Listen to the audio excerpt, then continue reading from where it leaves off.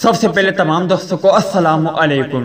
दोस्तों, आपको मालूम होगा कि इन दिनों सरफराज अहमद पर काफी तनकीद की जा रही है। उनके पीछे वजह क्या है ये तो शायद किसी को मालूम नहीं। बस आजकल ऐसा दौर है कि अगर मेरी आपसे नहीं बनती तो आपकी तारीफ करने के बजाय, मतलब कि आप कोई अच्छा काम भी करोगे तो आपकी तारीफ में नहीं करूंगा। बस जलन होगी, मुझे तकलीफ होगी, पर मैं आप पर तनकीद करूंगा और जरा जरा सी गलती को मैं पकड़ लूंगा और बार बार उस पर तनकीद करूंगा।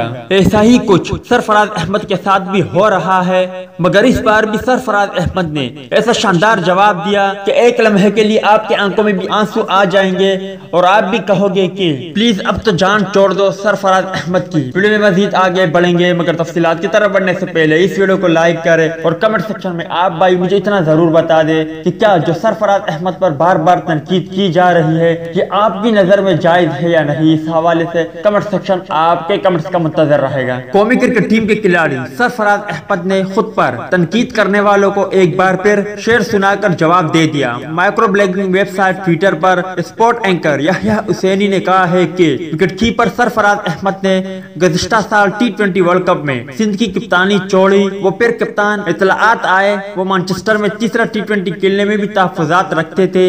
अगर ऐसी खबर उमर अकमल और अहमद शहजाद के हवाले से होती तो शायद डिसिप्लिनरी एक्शन लिया जाता। पीसीबी का यह दोहरा मयार क्यों? इस पर जवाब देते हुए सरफराज अहमद ने शेर लिखा, ना मैं गिरा ना मेरी उम्मीदों के मीनार गिरे, पर कुछ लोग मुझे गिराने में कई बार गिरे। याद रहे कि इससे पहले सरफराज अहमद ने एक और शेर पोस्ट किया था, इतना चुभने लगा हूँ सबको चुरा तो नहीं, जानी जितना बताते वो मेरे बारे में इतना बुरा भी नहीं हूँ। याद रहे कि सरफराज अहमद का शुमार उन कप्तानों में होता है जिनके दौर में पाकिस्तान क्रिकेट टीम काफी अरसे तक T20 की नंबर 1 टीम रही और उन्हीं की कप्तानी में पाकिस्तान क्रिकेट टीम ने चैंपियन ट्रॉफी जीता और उन्हीं की कप्तानी में पाकिस्तान क्रिकेट टीम ने इंडिया का गुरूर खाक में मिलाया। उम्मीद करता हूं कि आज की वीडियो भी आपको पसंद आई होगी। मिलता है किसी नेक्स्ट वीडियो में, तब तक के लिए इजाजत दीजिए। अल्लाह हाफिज।